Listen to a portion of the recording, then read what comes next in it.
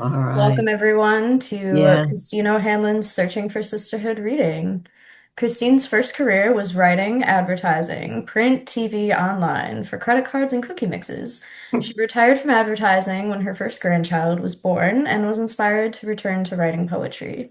In Searching for Sisterhood, her poems take you inside the male bastion of advertising in the late 1970s, working motherhood in the 80s, finding sisterly support in unexpected places. Her work appears in her words, the Patterson Literary Review, Voices in Italian Americana, Jerry Jazz Musician, Silver Birch Press, and other journals. Her poems, The Truth About Skating and My Son Learns French at the UN School, won honorable mention for the Allen Ginsberg Award. So welcome all. Um, all right. I'll just begin. Um, when I graduated from Fordham, I thought I knew everything, but my advisor in mass communications, Ed Walsh, knew better, and he introduced me to another Fordham alum who was working in advertising. He gave me the inside scoop. The first poem is Getting Fired, Laid Off, whatever you want to call it. At the beginning of my advertising career, I meet with another Fordham alum who works at a very creative ad agency. One of the first things he tells me, you will be fired. It happens all the time, not your fault. The client changes his mind, staff reductions. But the thing to remember, you will find a better job.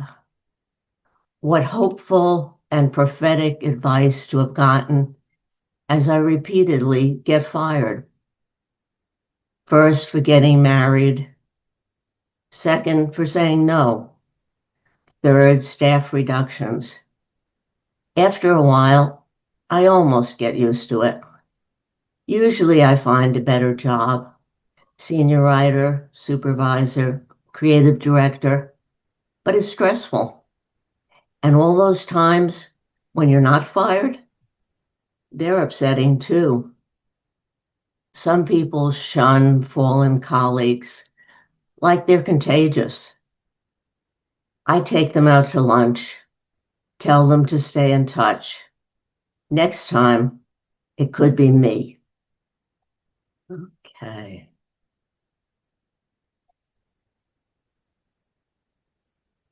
All right. So, hey, more people joining. Um, every profession, whether it's teaching or the law, has its own language and jargon. So if I told a colleague in advertising I was going to a shoot, they would simply ask, print or TV? This poem is Shooting Babies. When you're the youngest in a group, you get the jobs no one else wants. That's how I end up at photo shoots for Johnson's baby shampoo, trying to get the babies to smile. It doesn't help that my art director partner chooses photographers he'd like to hook up with. Award-winning nature photographers, prima donnas who hide in their offices until the babies and lights are perfect, then emerge to snap a few pictures. Even in those days, I'm trying to work diversity into casting. One Hispanic baby to four Nordic ones. Imagine my delight when the Latin cutie giggles and glows through his shampoo. It never occurs to me. Oh, sorry. Years later, my own baby loves his bath, doesn't even notice the shampoo. It never occurs to me to take a picture. Okay. I'm just going to stop for a minute wave to more new people who have come in, who I see in the background there. Oh my gosh, I see an old friend, Lynn Chi, and I see Mary, of course, my great poet friend, and I see my brother-in-law Neil there, yay, um, and my Terry and Miriam and Joe, and that's my cousin Diana up there, yay. So, okay, great. And then there's Quinn and Kieran with their emoticons, and my son Emmett in the back. Yay! All right, very good. Okay, well now that I did that to just acknowledge all of you, I'm going to go into another poem. It's called "Like a Woman." Just a little quick background. Growing up a girl in the 1950s, there didn't seem to be many career options. You were nurse, teacher, none. That's why the game of careers was so revolutionary. Like a woman. Growing up in the 50s, my parents buy us lots of board games: Scrabble, Monopoly, Chinese checkers, and careers. Careers is my favorite. Each player comes up with his or her own success formula, a combination of love, fame, and money. At a time when marriage and motherhood are the career path for women, it's refreshing to look at work like a man. The careers you can choose are interesting too. College brings happiness, perhaps love, certainly a better salary. For fame, go to Hollywood. For money, business school. Not bad life advice. By 13, I want to be a writer, maybe a crusading reporter like Brenda Starr. I'll have a career plus marriage and perhaps parenthood. I'll do it somehow, like a woman.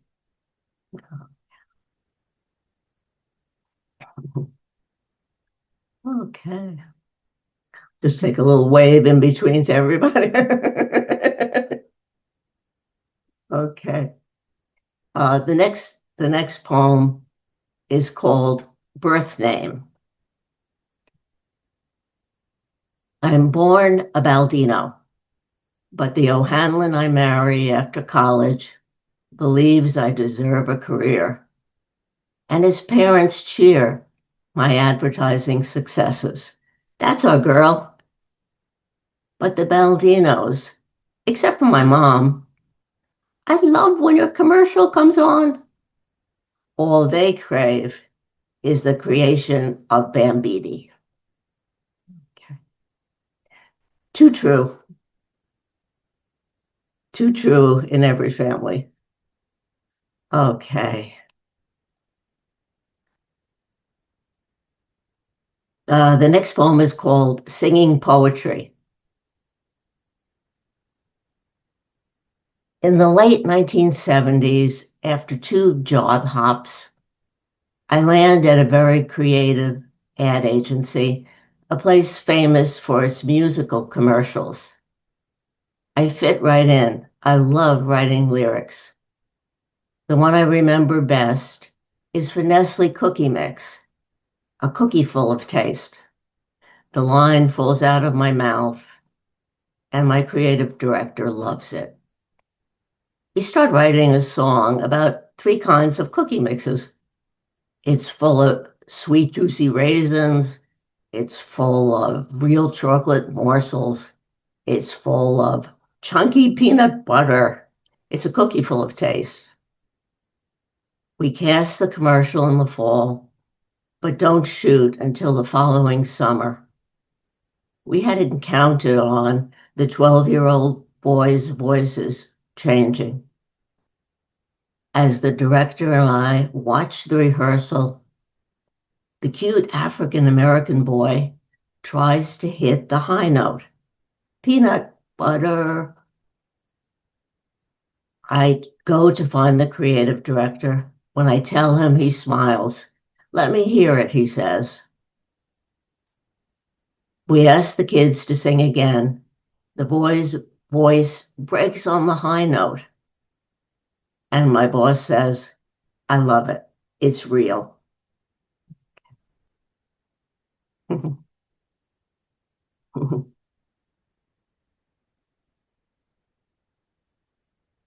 Okay. So a little time passes, and the next poem is 9 months pregnant at the presentation. The young men and women in the room are smiling, but the middle-aged men are bug-eyed as I stand up to present one of our advertising campaigns.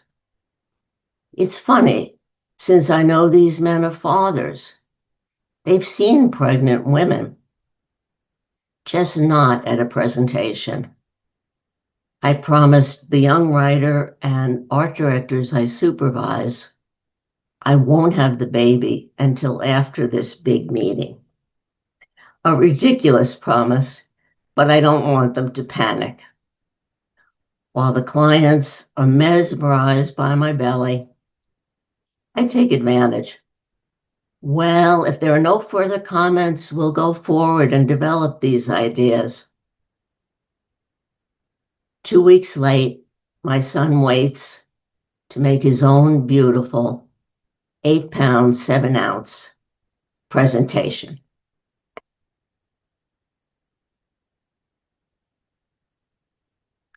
Okay, just taking a minute to wave to everybody again.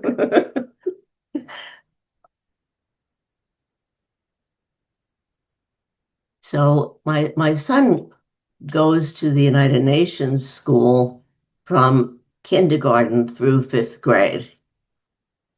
And there's a whole culture there. And in those days, it's a big thing to learn French, other languages as well, but mainly it was French. Okay.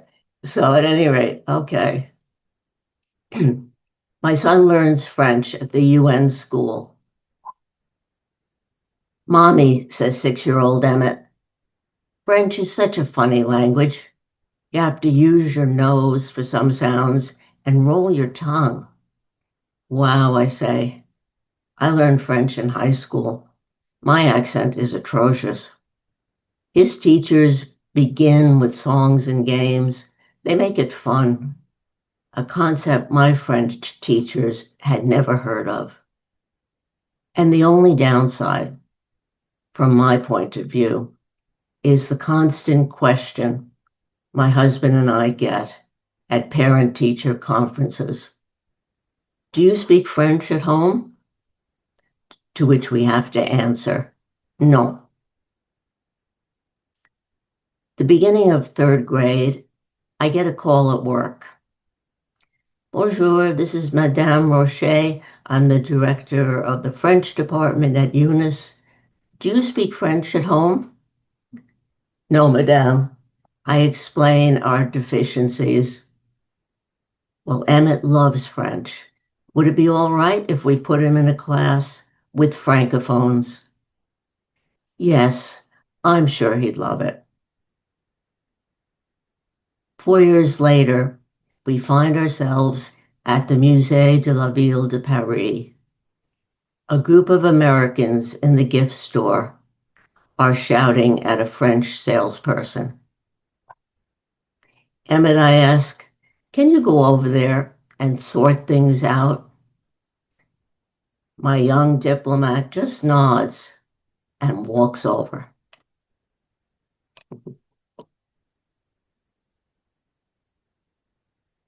Okay.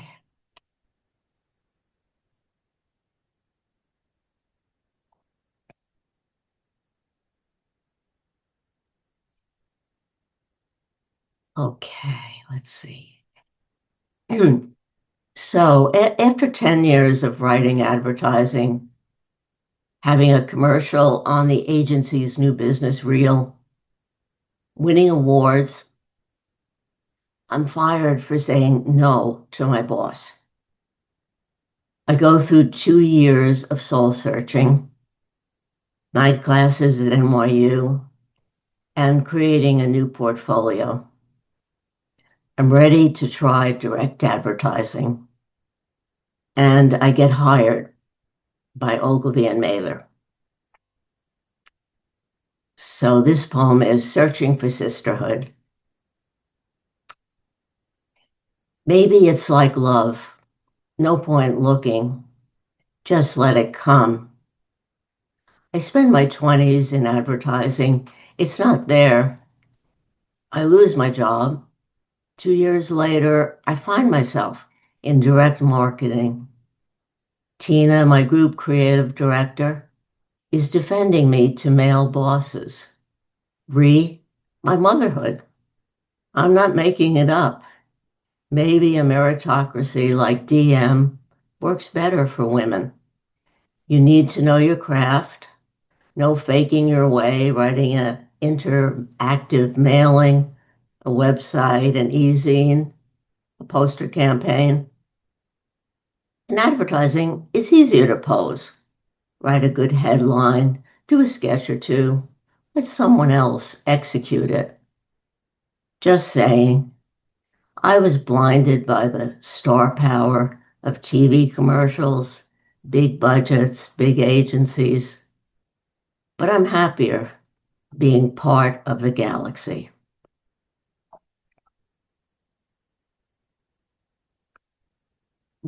Okay. Okay, now this is the last poem. It's called Work-Life Balance, which is a very worthy goal, I think.